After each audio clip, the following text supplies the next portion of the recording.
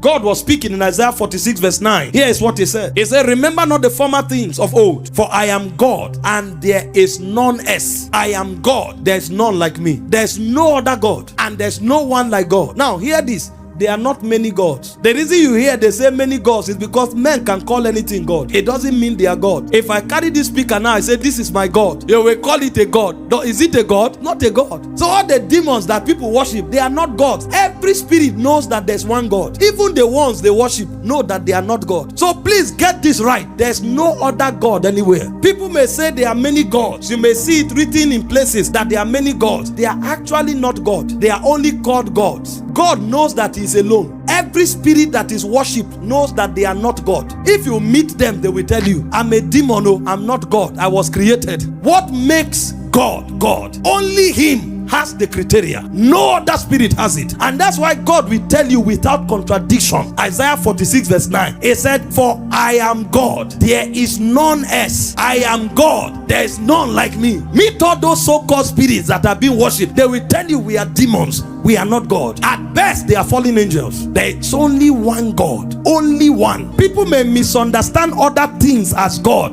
but they are not God. I am God, there is none else. That is God speaking. So when we speak on the subject of sovereignty, there are three things that makes God sovereign. Number one is His divinity. Number two is His deity. And number three is His authority or supremacy. Every believer must understand these three components or attributes of God: His divinity, His deity, and His authority. His divinity are things that He has, that He shares, but originates from Him alone. So there are some things that are in God that you can find in His children, but they originated from God. Do you follow that? So those attributes are called communicable attributes of God. They are the things that makes Him divine. Because when you study the word divine, it means of God. Anything that comes from God. So all of those things, the reason why it is part of this categorization is because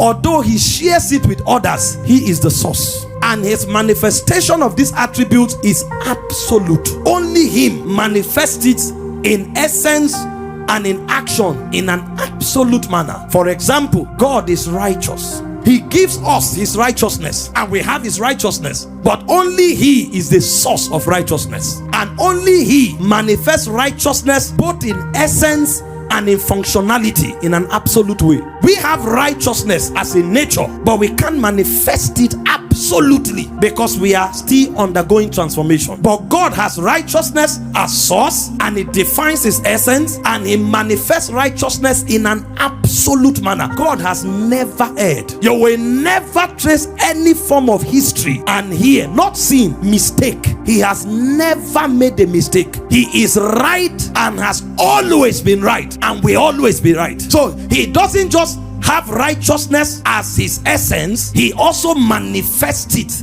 in an absolute manner. Then you have His deity. His deity speaks of the components of His essence that are not communicable. There are certain things that God has that only God possesses, and any spirit that says is a God will be asked to manifest one. Only God is omnipotent. There is no spirit anywhere being worshipped anywhere that is omnipotent. And then you speak of His authority. Only God is creator. There is no spirit that can bring something into existence from nothing. Only God can. You can transform using a raw material, but if there's no raw material, you are bankrupt. But God cannot be bankrupt. He is creator. It's part of His authority. So when you want to study about God within the context of His sovereignty, you will study His divinity, you will study His deity, and you will study His supremacy or His authority or His offices.